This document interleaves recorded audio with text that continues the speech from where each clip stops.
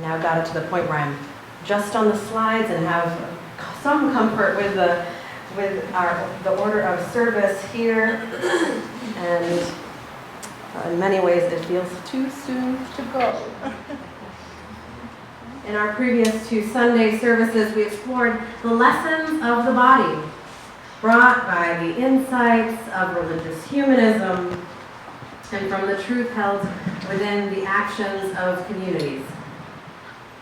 We affirm together that we need not be whole or perfect to be wholly embodied. We can be at once a broken body and be fully worthy of self-love, belonging, and purpose.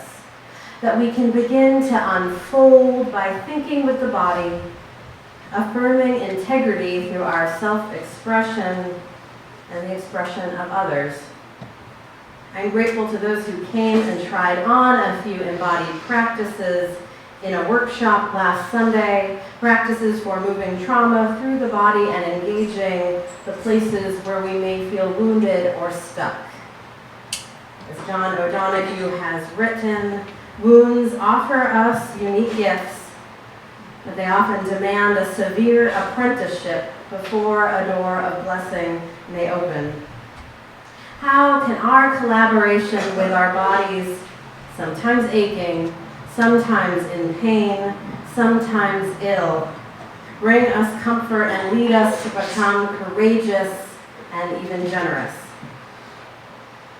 In Marge Percy's poem, which Martina read so beautifully in our opening, Percy reminds us of the power of the collective voice. Alone you can fight, you can refuse. But it starts when you say we, and you know who you mean, and each day you mean one more. But of course, this movement building, this work for justice is easier said than done. Our feelings and emotions, the remnants of our cultures, the noticings we carry from the body into our consciousness, these hold so much power, and yet can sometimes be difficult to locate. We live in a culture that demands dysfunction, the purpose being that it keeps us out of touch with our own living process. Tema Okun remarks that when we turn from our feelings, we also turn away from insight. When I talked about an individual traumatic incident during our first week together, I mentioned that the response of those who have their lives threatened or perceived to be threatened can be a form of numbing out or freezing, in which we push away the difficult feelings of pain out of fear that we will lose control. We live in a society where losing control is not acceptable. Numbing is validated, and the emotions of anger are condemned, or we're encouraged to refuse to see it. Buddhist Pema Chodron describes that when pain presents itself to us in any way or any form whatsoever, we run like crazy to try to become comfortable. How can we claim to be comfortable if we're numbed out? And if this numbness is making us feel more self-doubt, perhaps more anxiety, or even illness or fragmentation. Alone you can fight, you can refuse, but some of these things may roll over us. I don't know if you've been following the Unitarian Universalist Association's major leadership shifts or public dialogue about white supremacy culture and hiring discrimination. I know at least a few of your members are on the way to General Assembly, our continental gathering and business meeting of Unitarian Universalists, which is happening in New Orleans. A few weeks ago, I led a worship service in a California congregation, along with 684 other UU congregations who had stopped business as usual to engage their communities in learning about white supremacy and the ways that racism sexism, or other systems of oppression may keep us from living our deepest faith. In the past few years, I've been connected to other leaders who are doing anti-racist work and movement building from a place of concern about relationship between the body, faith, and the perpetuation of racist oppression. If we are to take seriously the body, if we are to seek generosity in the comfort that we offer bodies, we may begin to try to use our bodies to think with, and we will first find places of hurt. Whether historically, the treatment of Black, brown, or indigenous bodies as property, or today enslaving people in the prison system, or allowing the personal costs of privilege or exploitation to become cut off from our sense of self. White supremacy has always been about bodies. Just a few days ago, Minnesota racial justice leaders braced themselves and were outraged once again as the police officer who killed Philandro Castile was acquitted of all charges in Castile's death. Part of the outrage is feeling the grief and the pain and the anger of Castile's family community, and echoing cries of scores of family members of other Black and Latino men, women, trans men who have been murdered in state-sanctioned violence. Perhaps few of us, particularly those raised within Western cultures and with those who are white, have not had much practice in developing our comfort with deep, resounding grief. In a preference for objectivity over feeling, we can have those feelings of feeling shut down, numbed out, to the intertwining of our bodies, our hearts, our feelings.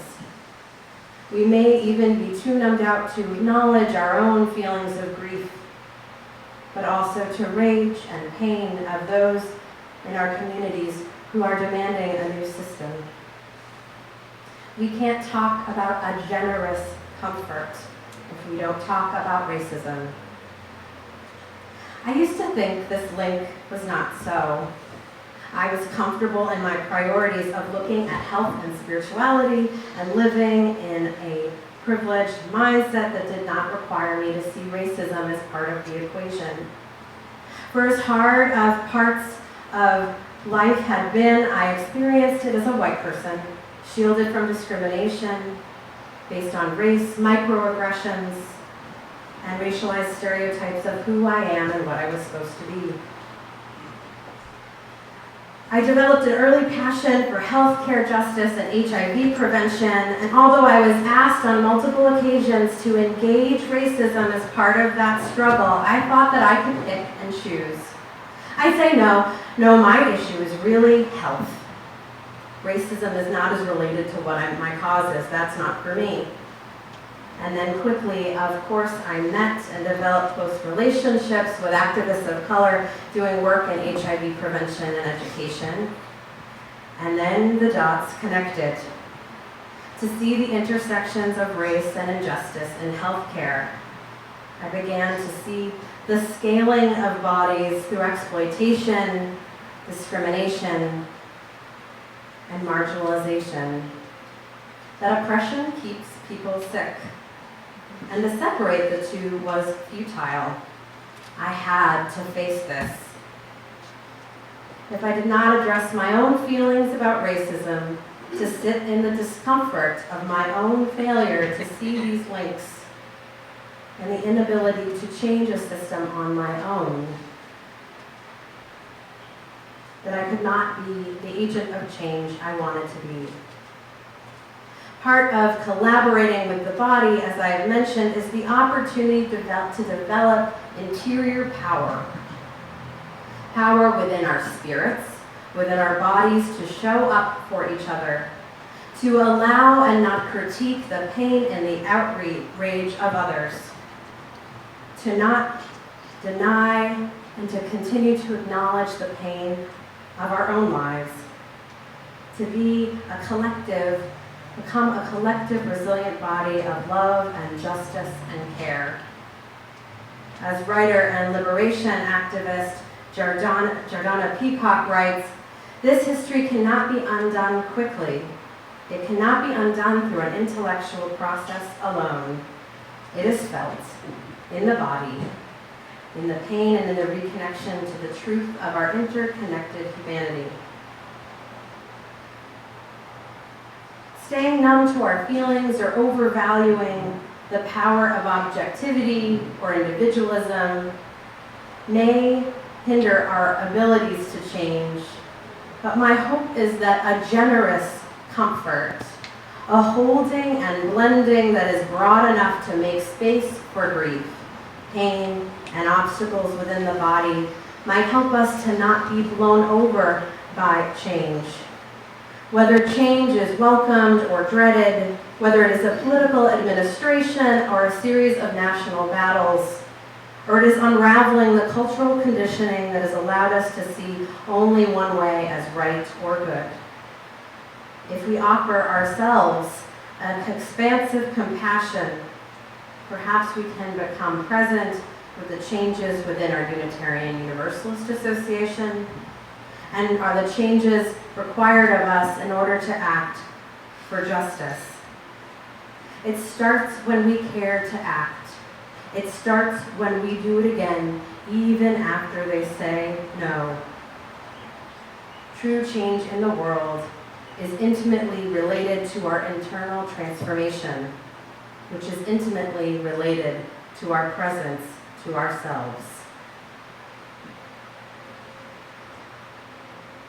In singing Comfort Me, Comfort Me, Comfort Me this week, and by bringing together the tools of the body for healing, we are not taking time to pat ourselves on the back and say that our work is done.